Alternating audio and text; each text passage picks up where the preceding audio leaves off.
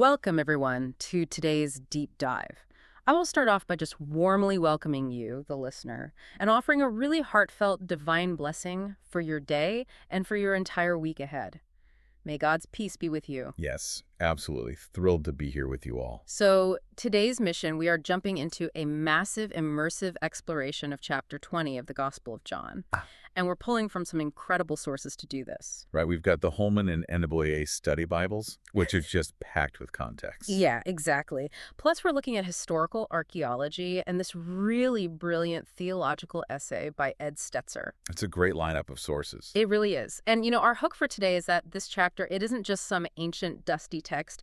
It's this meticulously documented account that blends, raw human emotion with what almost feels like a crime scene investigation. Oh, for sure. It reads like a forensic report in places. Yeah. And ultimately, it offers this radical blueprint for how to actually live in the world. So let's just set the scene right away. Right, so it's early Sunday morning.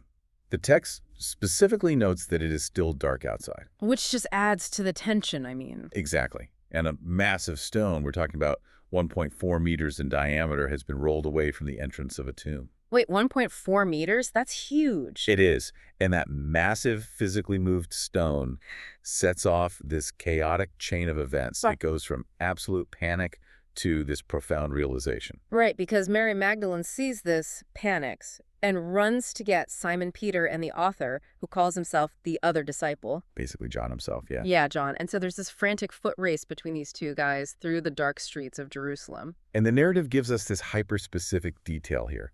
The other disciple, he runs faster, he gets to the tomb first, but he doesn't actually go in. Right, he stops. Yeah, the text explicitly says he had to stoop down, physically bend over, just to look inside. I love that detail because, when you visit an old historic site, like maybe an old colonial building or something, the architecture forces you to change your posture, right? Oh, absolutely. The doorways are always so short. Exactly. The built environment dictates how you move.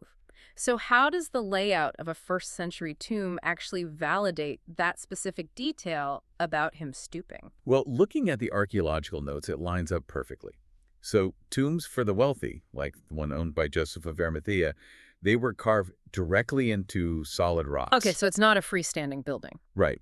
And to accommodate that massive rolling stone we talked about, the entryways had to be cut incredibly low.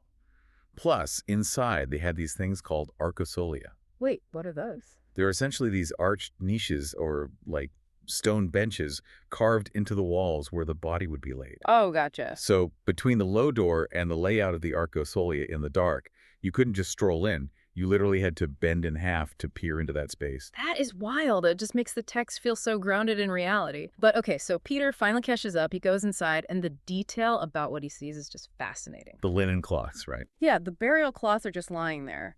But the head cloth, the napkin that was around his head, it's not just tossed on the ground. It's rolled up or folded in a place by itself. Yeah, it's a very specific visual. I look at that and I think it's like a meticulously left anti-crime scene. An anti-crime scene. I like that. Right, because it's actively proving what didn't happen. Exactly. And the study Bibles unpack this beautifully.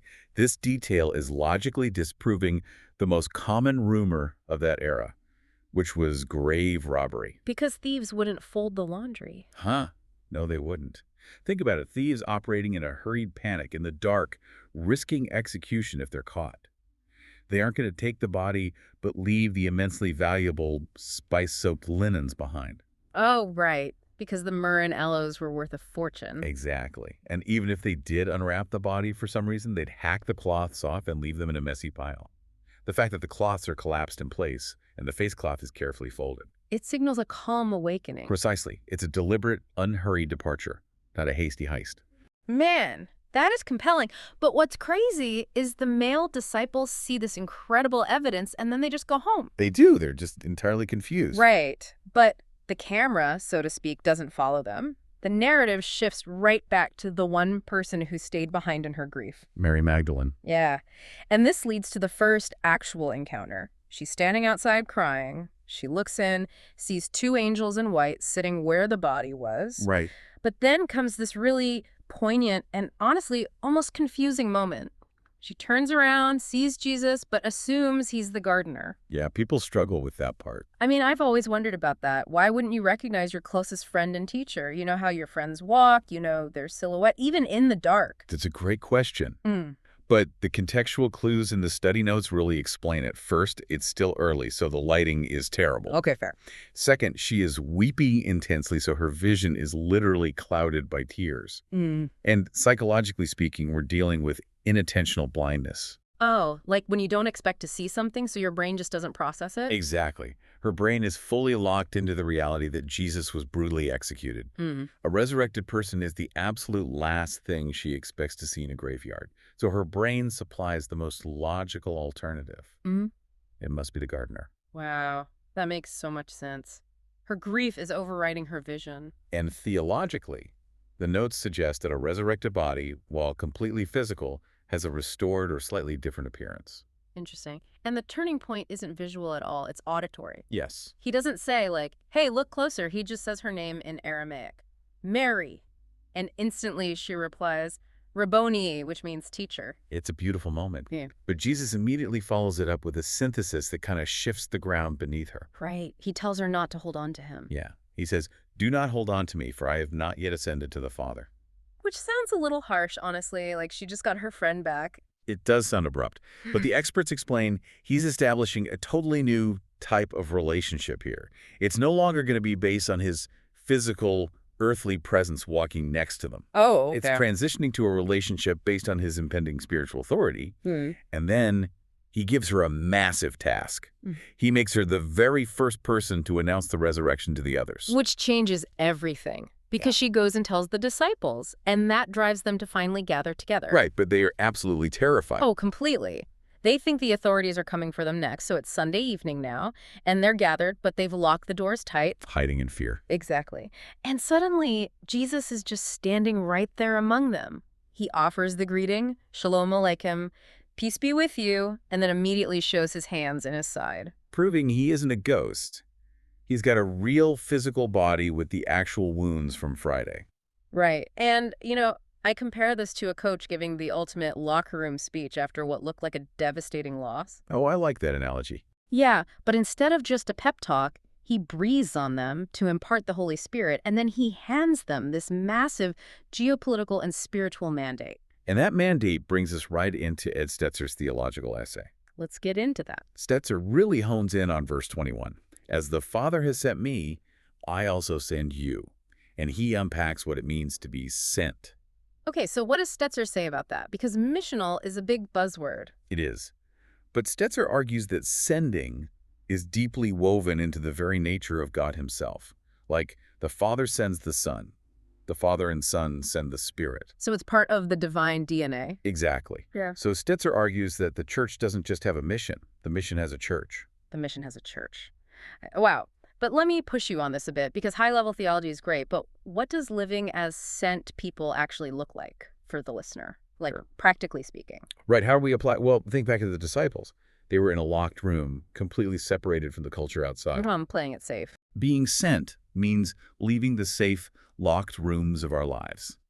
It means intentionally engaging with the culture around us. Okay. It requires believers to act like Jesus did, embedded in the world, interacting with all different types of people. But without, like, compromising who they are. Exactly. Remaining distinct from the sins of those social structures, but still being present in them. It's about planting the seed of the gospel directly into the messy soil of culture, not hiding it in a greenhouse. I love that. You can't be a messenger if you never leave the house. Exactly. But, you know, it's super easy to feel confident in a mission when you've literally just seen a miracle and the resurrected Jesus is standing there. Very true. But one key player missed that entire Sunday evening meeting. Yes. Thomas. And this is so relatable because it brings us to the anatomy of doubt and the struggle of people who require hard empirical proof. Right. Thomas, who is also called the twin, he refuses to just take their word for it. He says unless he physically puts his finger in the nail marks, he will not believe. It's a very bold demand. Extremely bold. So fast forward 8 days. They are inside again. The doors are locked again. Which shows they're still scared, by the way. Good point, yeah. And Jesus appears again.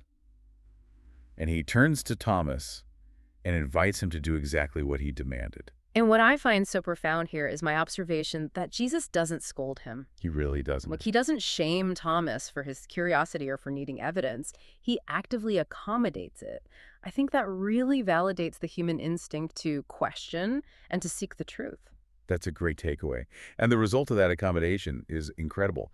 The study notes highlight that this encounter actually leads to the highest, clearest declaration of Christ's divinity in the entire New Testament. Oh, right. What does he say? Thomas just exclaims, "My Lord and my God." Wow. No hesitation. None. And historically, the experts point out that this specific exclamation shatters the arguments from later sects who tried to claim Jesus never explicitly accepted the title of God. Because Jesus doesn't correct him. He accepts the worship. Exactly.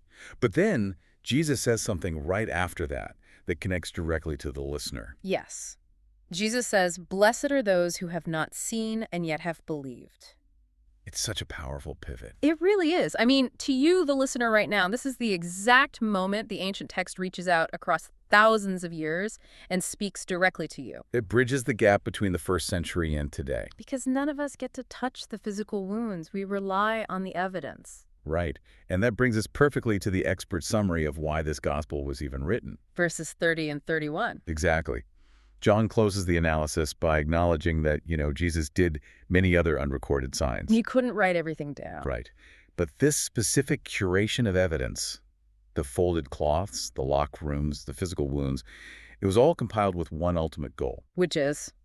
So that the reader might believe that Jesus is the Messiah, the Son of God, and that by believing, they may have life in his name.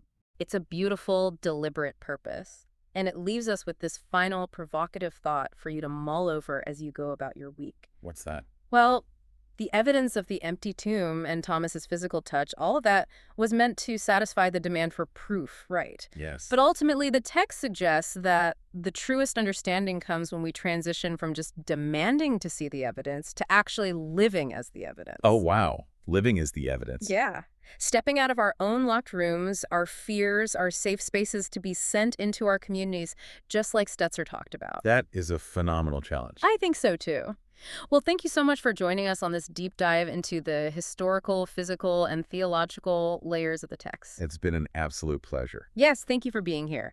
And to everyone listening, God blesses all of you listeners. Take care, and we'll catch you on the next deep dive.